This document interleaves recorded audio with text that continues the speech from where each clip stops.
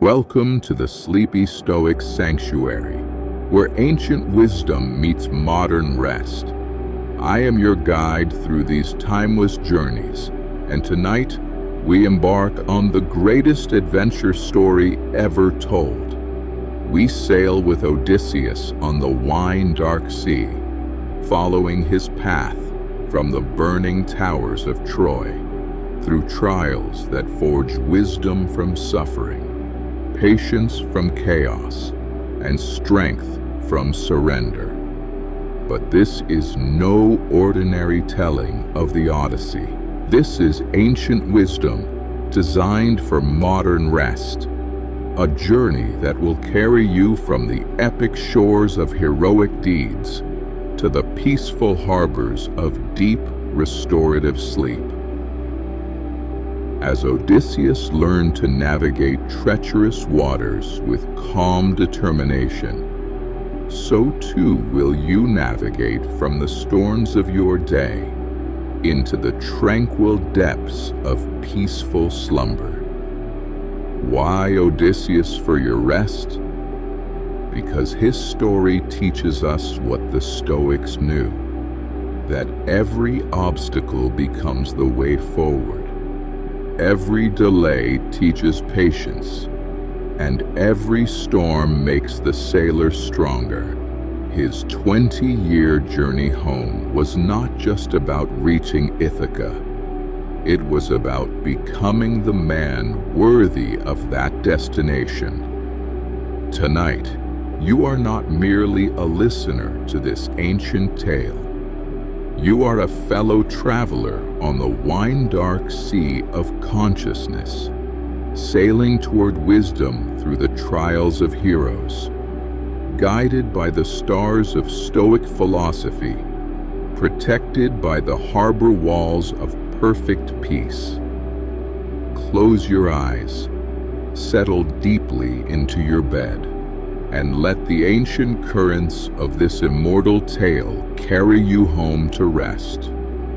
Our Odyssey begins now, and yours into peaceful sleep begins with his. Before we set sail with Odysseus, let us prepare your mind and body for this ancient journey into rest and wisdom. Close your eyes if you haven't already, and take your first deep breath with me. In through your nose, slow and steady. Hold it for just a moment. And now, exhale slowly through your mouth, releasing all the tension from your day.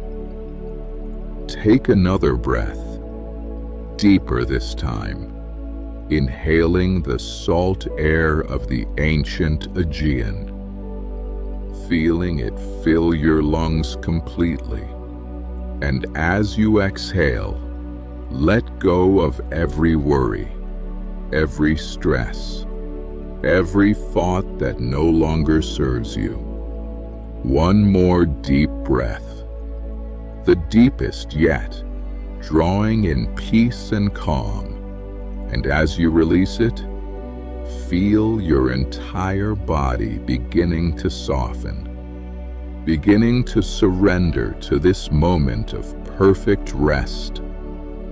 Now, starting from the very tips of your toes, feel them releasing all tension, your toes growing heavy and warm, like they're sinking into the warm sand of a peaceful Mediterranean shore.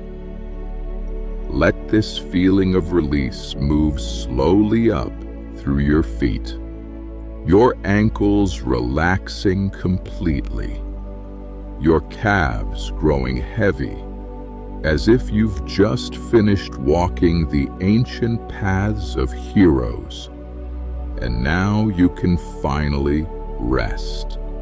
Feel your knees softening, your thighs becoming heavy and relaxed, your hips settling deeper into your bed, like Odysseus, finally reaching a safe harbor after long days at sea.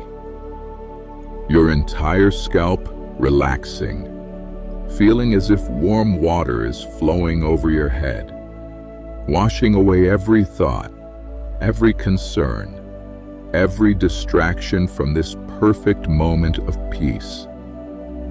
Your body is now completely relaxed, but your mind is still alert, still aware, ready to receive the ancient wisdom that flows through the stories of heroes, ready to learn from the trials and triumphs of those who came before us.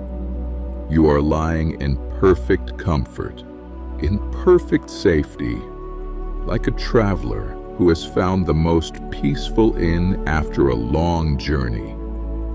In a moment, we will join Odysseus on the wine-dark sea, and through it all, you will remain exactly as you are now, peaceful, safe, drifting gently on the currents of this timeless tale.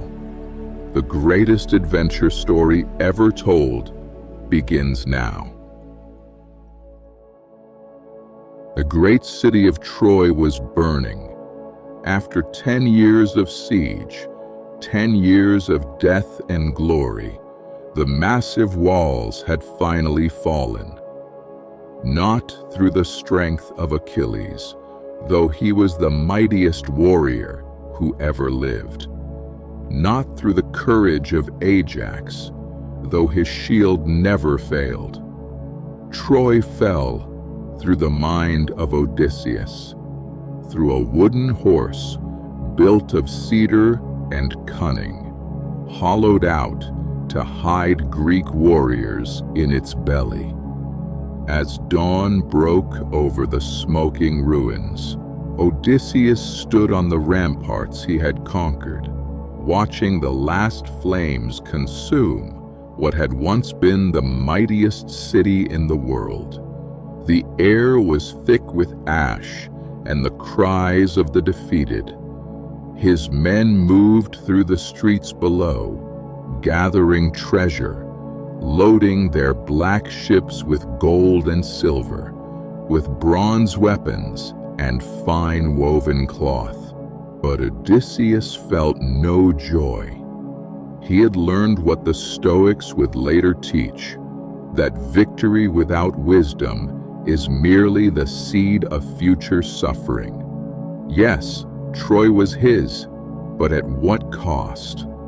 He thought of the friends lost, of Achilles dead in the dust, of the years stolen from his life. Most painfully, he thought of home, of his wife Penelope weaving at her loom, of his son Telemachus, now a young man he barely knew. The other Greek kings were already preparing their ships for home. Agamemnon, drunk on conquest, spoke of the glory they would carry back to Greece. Menelaus had reclaimed his Helen, the face that launched 1,000 ships, and seemed eager to forget the blood spilled for her beauty. But Odysseus lingered, studying the ruins, sensing that the end of war was not the beginning of peace. He gathered his captains around him as the sun reached its peak. 12 ships, 12 crews of strong-armed men, all veterans of the Great Siege, all eager to see their homes again after a decade of war. They looked to him with trust absolute, these men who had followed him through 10 years of battlefield and strategy, who had hidden in the belly of the wooden horse at his command. "We sail at dawn," he told them. They cheered, thinking the hard part was over. They thought they were going home. They had no idea their real journey was just beginning. As his ships pushed off from the Trojan shore, the morning wind filling their white sails, Odysseus made a choice that would define everything that followed.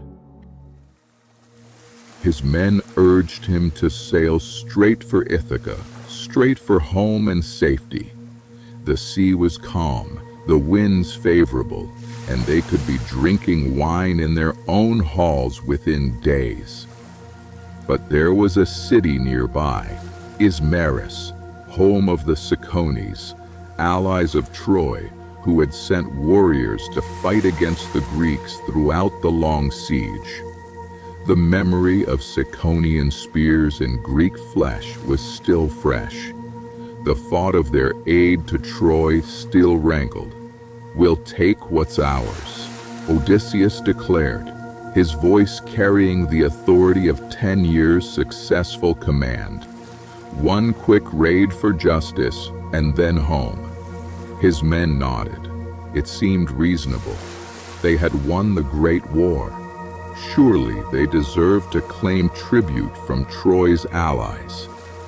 What harm could there be in one final victory lap before returning to peaceful Ithaca?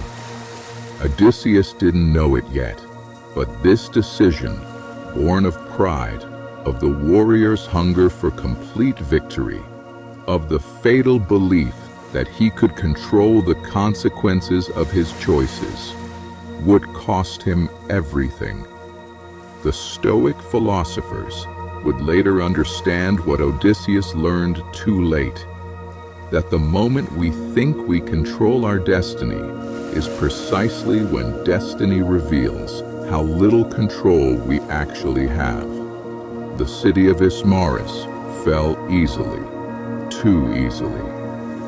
The Cicones had sent their best warriors to Troy, and those who remained, old men, boys, women, could not stand against hardened Greek veterans who had just finished sacking the greatest city in the world.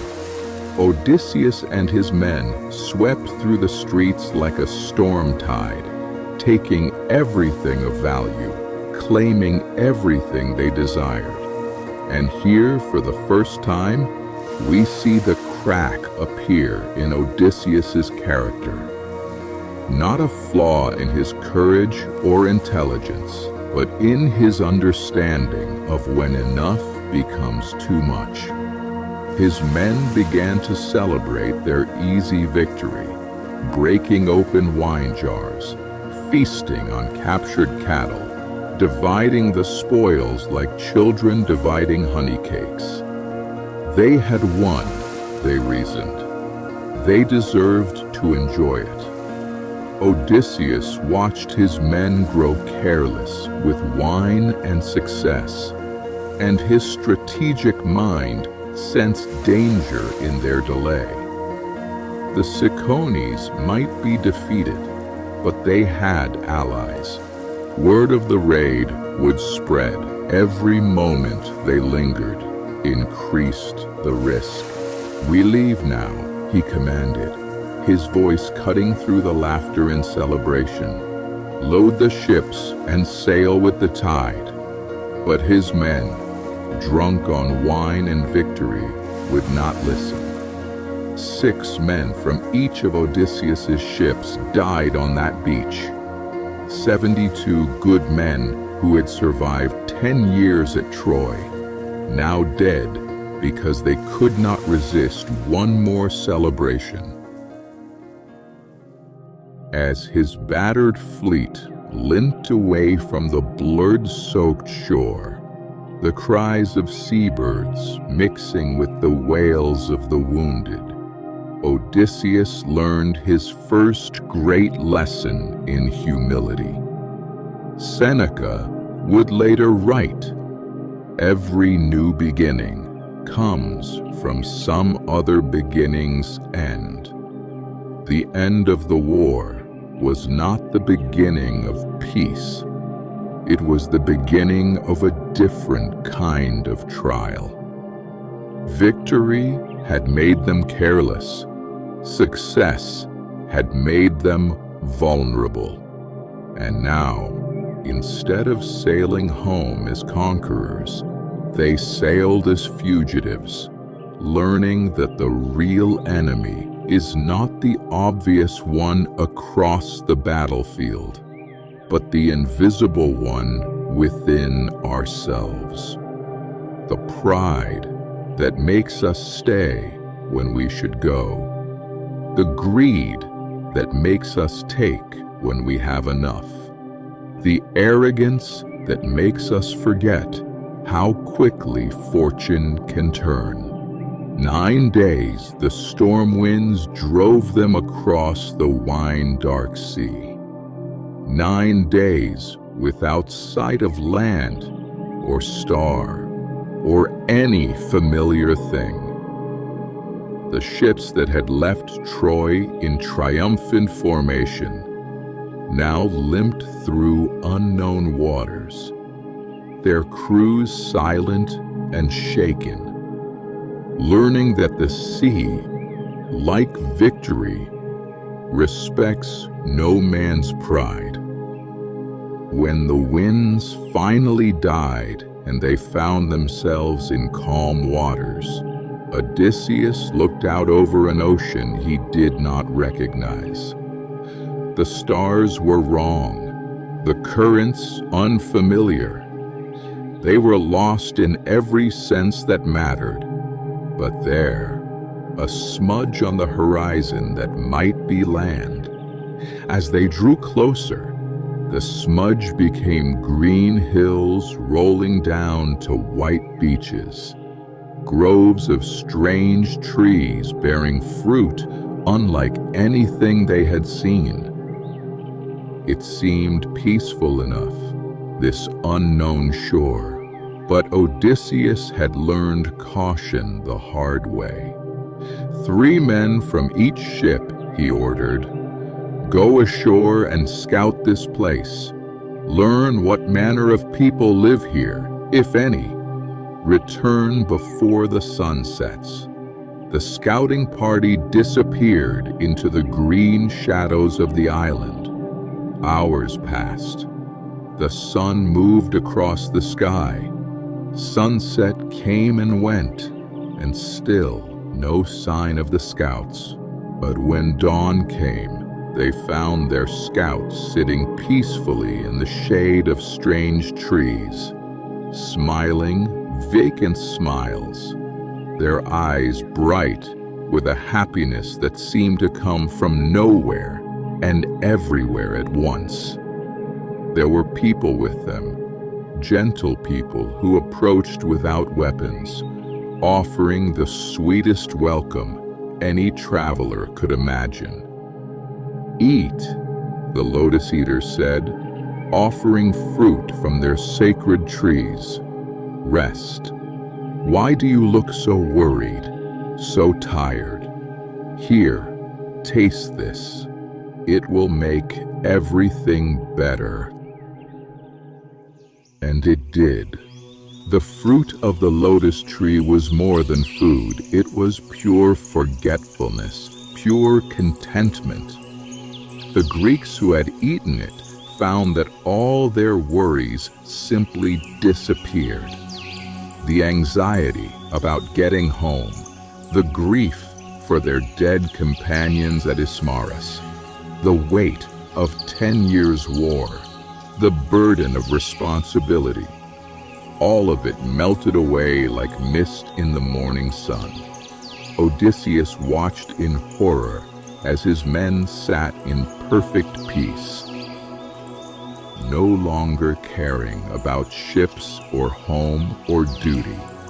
When he called to them, they looked up with mild curiosity, as if he were a stranger speaking a foreign language. "Why would we leave?" they asked, their voices dreamy and distant. What was so important about what were we trying to do? Go somewhere? Why? We have everything we need right here. This was perhaps the most insidious trap Odysseus would ever face. The Cyclops would threaten their bodies. Monsters would attack their ships. But the lotus fruit attacked something deeper, their very sense of purpose. It didn't hurt them. It made them not care about being hurt. It didn't imprison them. It made them not want to be free. Drag them to the ships, he ordered his remaining men. His voice heavy, with a pain deeper than any physical wound. Tie them to the benches if you have to, but get them aboard. The Stoics would later teach that happiness without virtue is not happiness at all, but merely pleasure. And pleasure without purpose is the most dangerous trap a human soul can fall into. On the third day after leaving the Lotus Island, they came to a land that seemed deserted. High cliffs rose from the sea like fortress walls, crowned with dark forests, and from the forests came the scent of wood smoke and the distant sound of bells. Goats, perhaps, or sheep. It had been days since they had eaten meat, and the stores taken from Ismarus were running low. Odysseus studied the coastline with the careful eye of a man who had learned not to trust easy landfalls. But his men were hungry, and the island seemed peaceful enough. Taking his fastest ship and his most trusted warriors, he sailed into a natural harbor and made his way up the treacherous cliffs. There, carved into the rock face itself, was a cave so vast it seemed more like a cathedral than any dwelling place. The mouth was blocked by a stone so enormous that 20 strong men could not have moved it, yet somehow it had been rolled aside with apparent ease. The cave was empty of people, but clearly inhabited. Along the walls were pens for sheep and goats, shelves lined with wheels of cheese larger than shields, and buckets of milk that would have fed a ship's crew.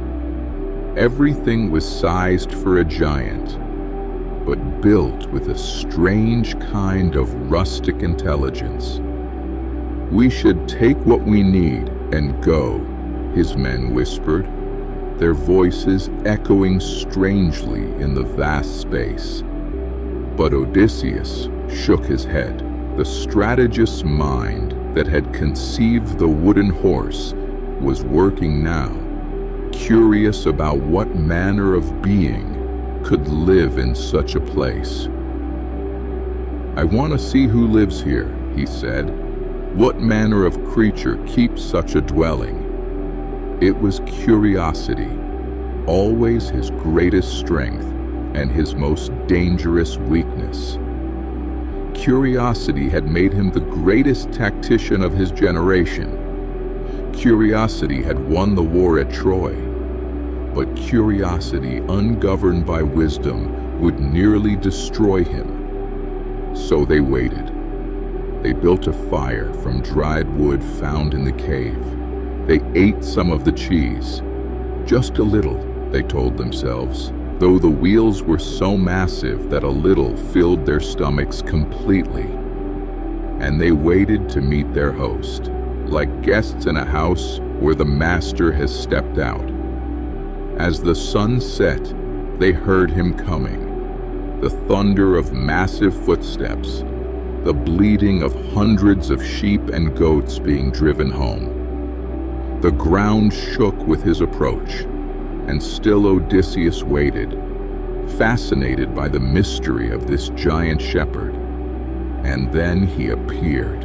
Polyphemus, the Cyclops, was larger than any creature had a right to be, taller than 3 men standing on each other's shoulders, broader than the oldest oak tree, with arms like ship's masts, and a single eye in the center of his forehead that glowed like a coal in the firelight.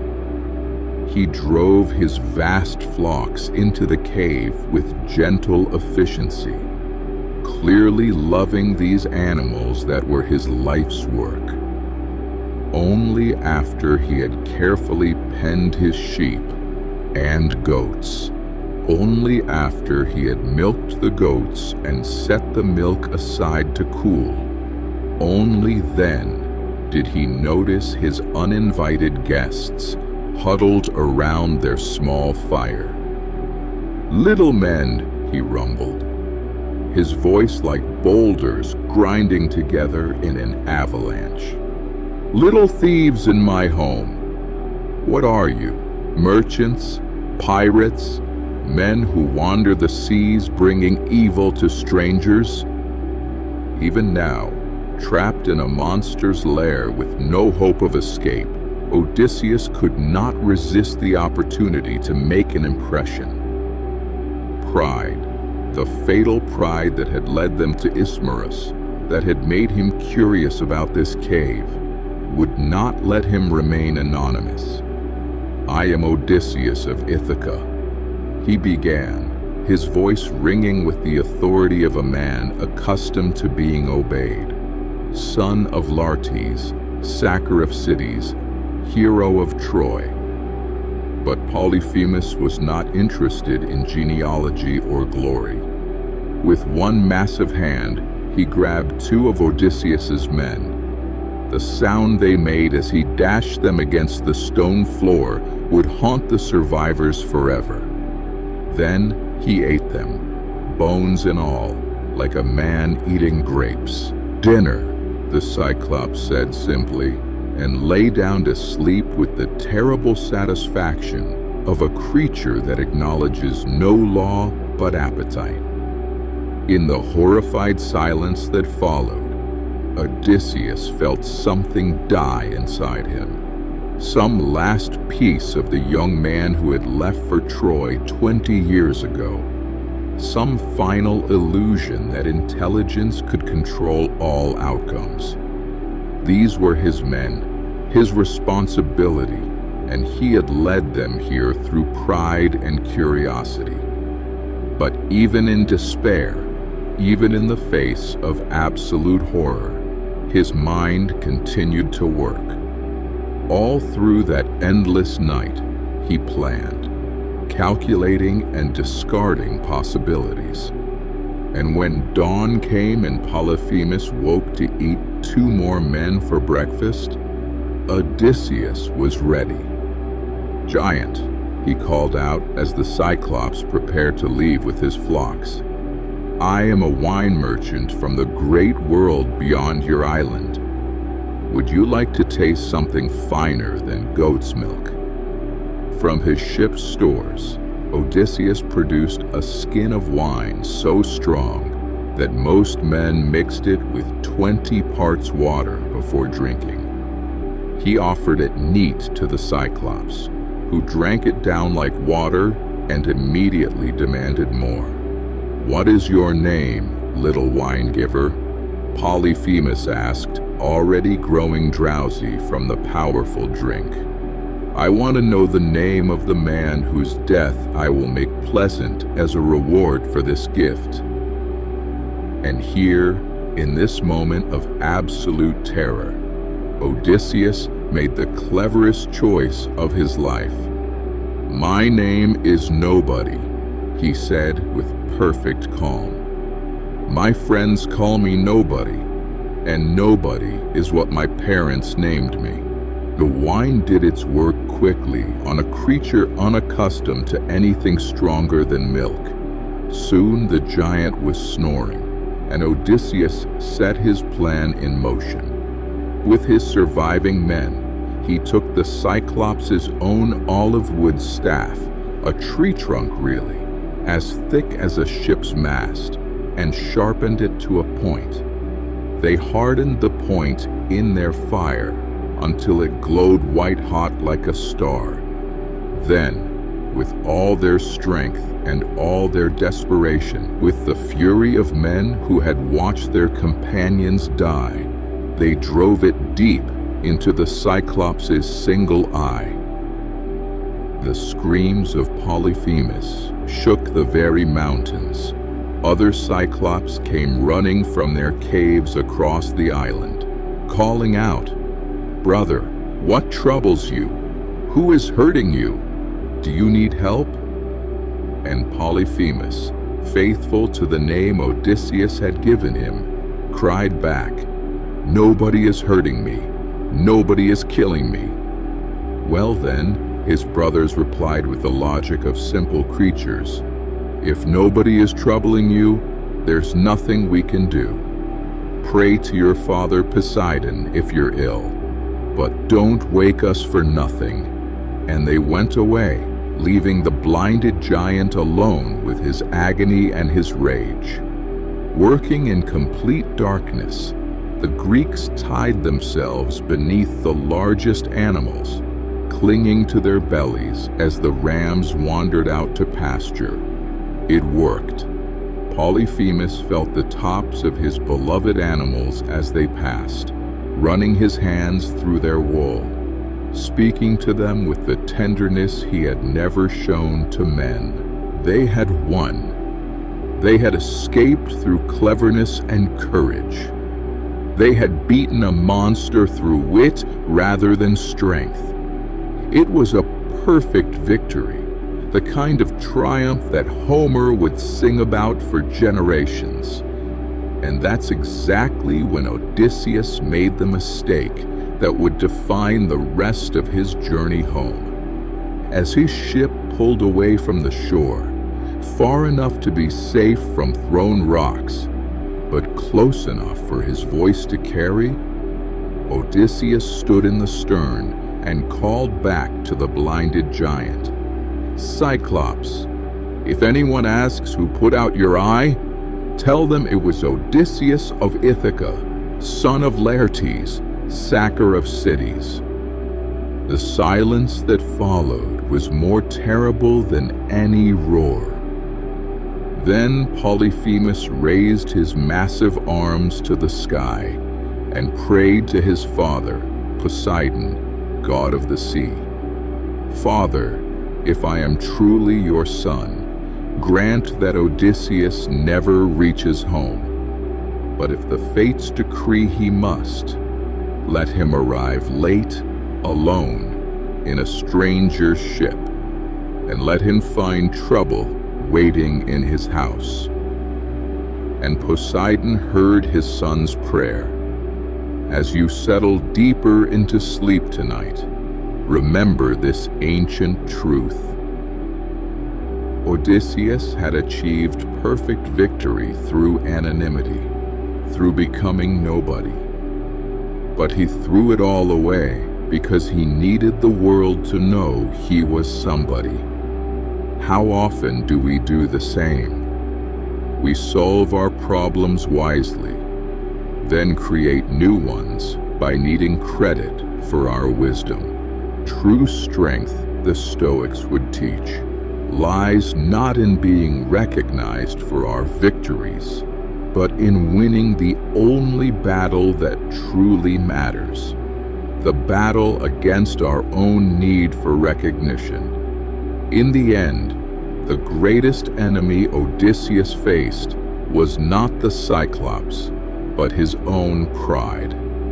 The hero's journey teaches us that our greatest victories come not when we defeat our monsters, but when we learn to defeat ourselves. Let this ancient wisdom work its way into your consciousness as you drift toward the deepest, most peaceful rest. Your own journey toward rest and renewal continues now, guided by the wisdom of ages, protected by the peace of acceptance, sailing toward the harbor of deep restorative sleep. And so our Odyssey through ancient wisdom comes to its peaceful harbor. Odysseus learned his lessons through trials and storms, just as you have learned yours through the challenges of your day. Now, like the hero finally finding rest after his long journey home, you too can surrender to the gentle currents of sleep. Let the peaceful sounds of the ancient Aegean carry you deeper into restorative rest. The wine-dark sea grows calm, the winds whisper ancient lullabies, and you drift on timeless waters toward the shores of the deepest, most peaceful sleep. Rest now, modern traveler. Your odyssey into wisdom is complete. Your journey into peace has just begun.